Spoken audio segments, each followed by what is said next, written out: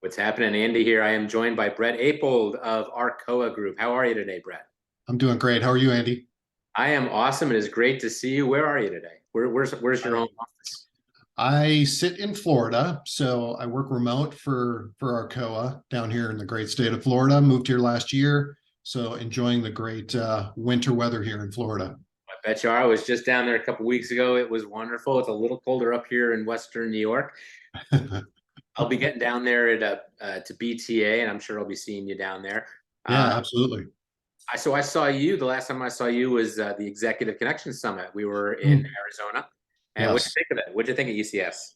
I thought it was a great show, which, I think a lot of that is being said. This was a really good show from a content standpoint, from an attendee standpoint. As being members of the consortium, it's been really good for us as Arcoa/Midwest Copier to get visibility to some of those top dealers across the country. And I think just this show, just for us, really felt like things are starting to come together, that the message that we're sharing around the program that you and I will talk about is starting to resonate with people. And as you know, at the show, we had a really solid announcement with a partnership with All Copy Products. Yes, big announcement with all copied. So before we get into that, let's just cover our bases. What do you tell us? Obviously, remarket, recycle, relocate. What Yeah. is the Arcoa Group? Sure. So there's two parts to Arcoa. We were founded under Midwest Copier Exchange, where we buy and sell off lease equipment, copiers, printers. That business has been around for 35 years.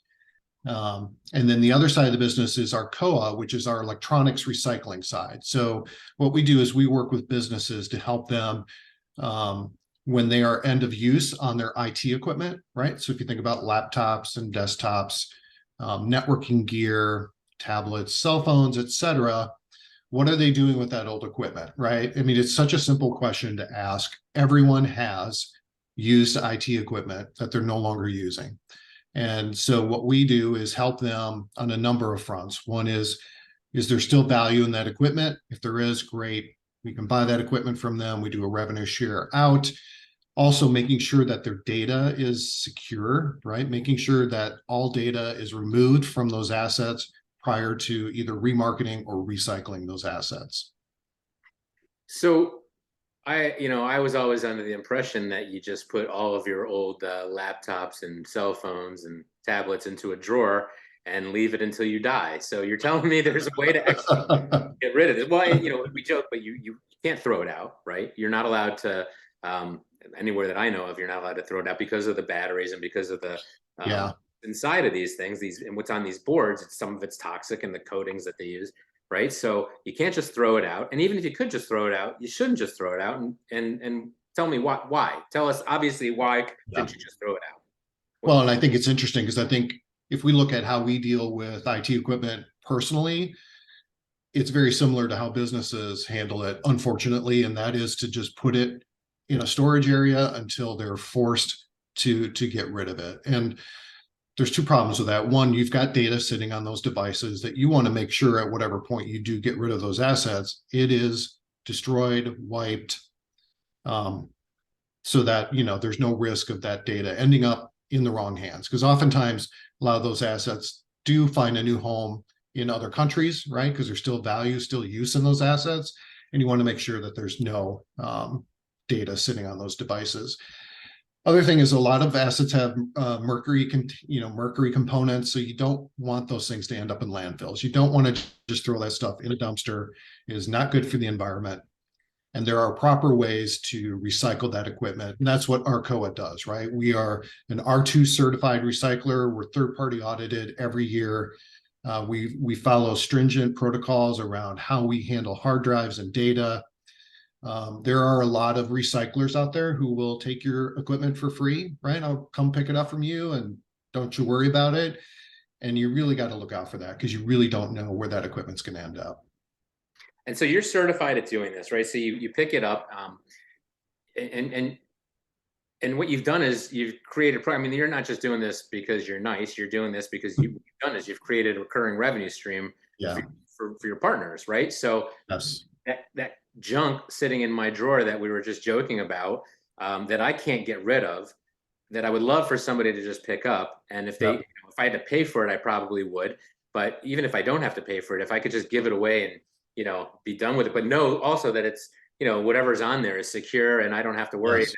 that, somebody can access, because, we all know what we've saved on our, just the credit card information alone and your buying patterns, and the fact that if somebody accessed that, they could just log in and click buy on your accounts, and you don't Yep. want to do that. So you're helping people get away from this, and so this really started. I would have to imagine that one of the things that got this really going was, I don't know, you must remember, and I remember, and the older people watching this will remember, but the younger folk, right, probably don't remember that 60-minute special at one of our one of our partner companies that Yep. pulled 3 random machines out, and they had legal information on there, they had Yeah. hospital information. So this is real, and it's been probably 15 years since the media went in there. But you don't want your machines winding up in a warehouse somewhere on a return lease, right?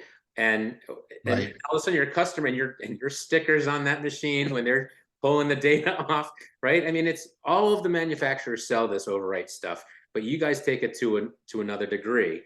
And then Yes.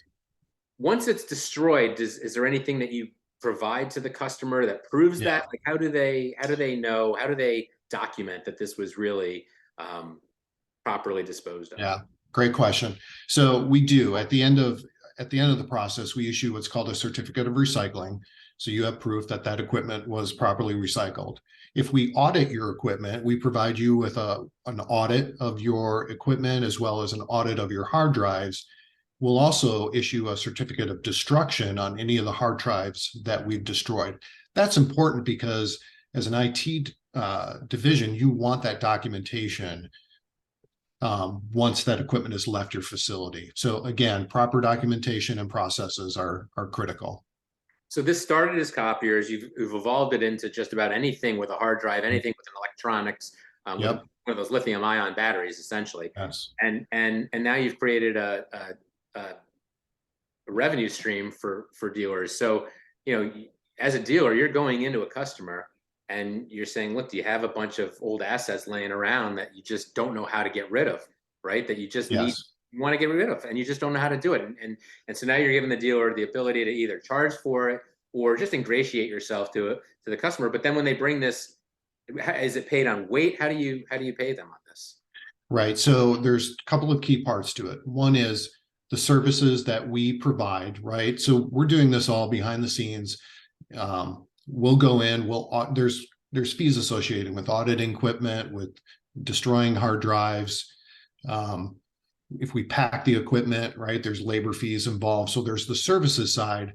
And then the other side is that revenue share on the remarket of those assets, right? So if you've got 100 laptops and I sell them for $50, then I give you 70% of that revenue Um, uh, back to I the thought it was just dealer. destruction. So you're reallocating some of these assets, and Yeah. there's actually money to be made on this. Yes.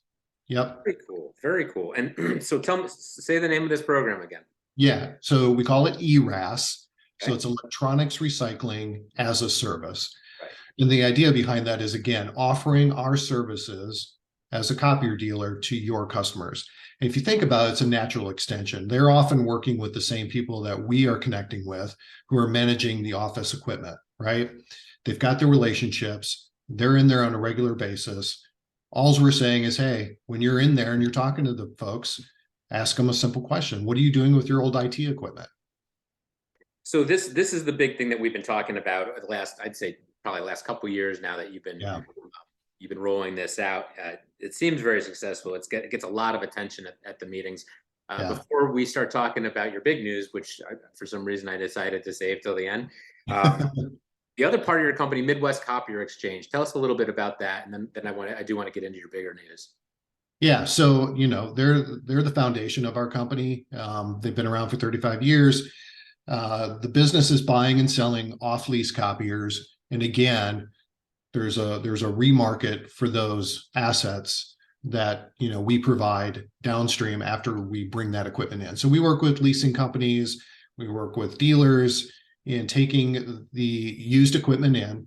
buying it from them, and then we turn around and sell it out. So again, it's another form of reuse of equipment to help, promote this circular economy and make sure that we're continuing to get life out of used equipment, office equipment.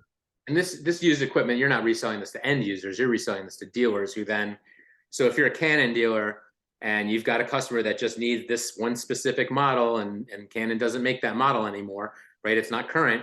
You can still Correct. possibly provide that, or maybe just something for for a dealer that needs to do a favor for a customer to get a unique machine. Yes, They just need to correct. get into their fleet. So very, very cool. So switching gears now, the real news that I did want to follow up from the ECS conference.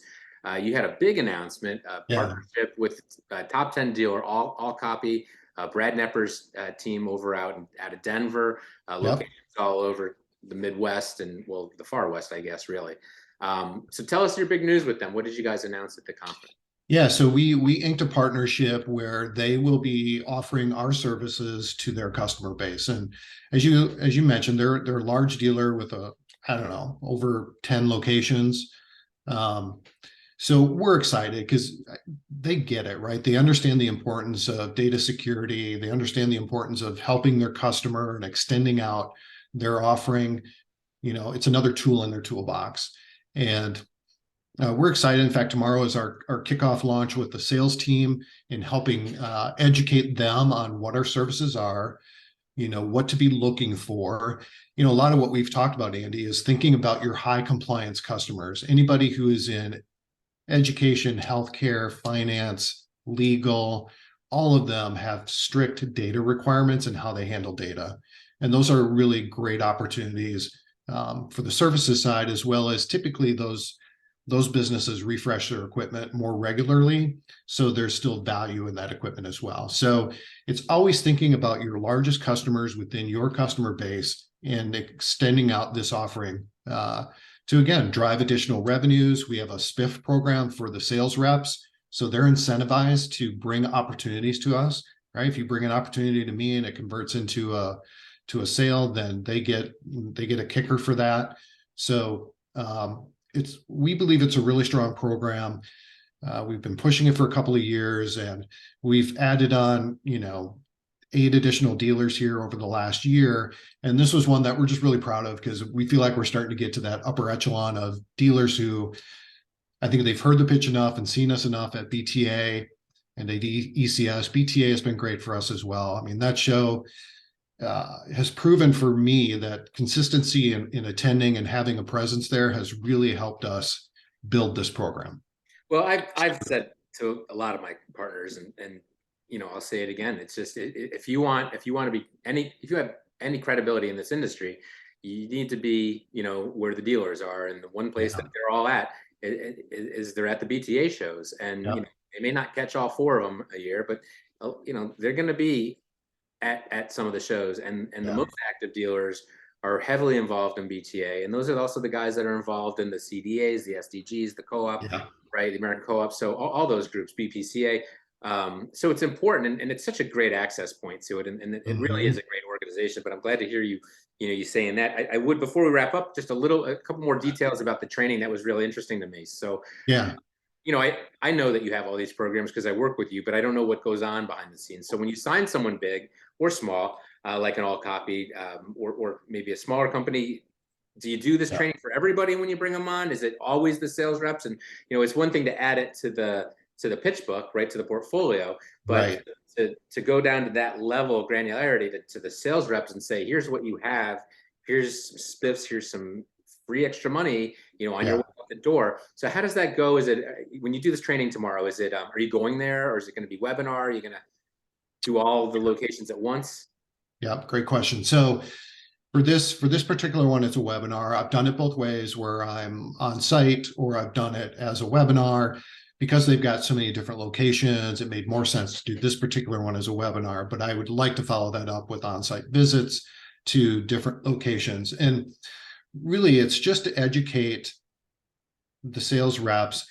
And it can also be like, if you're in the case of All Copy and Impact Networking is a customer of ours, oftentimes there's VCIOs as well, right? So if you're in the managed IT side, you've got VCIOs who really are that day-to-day touch point with their customers.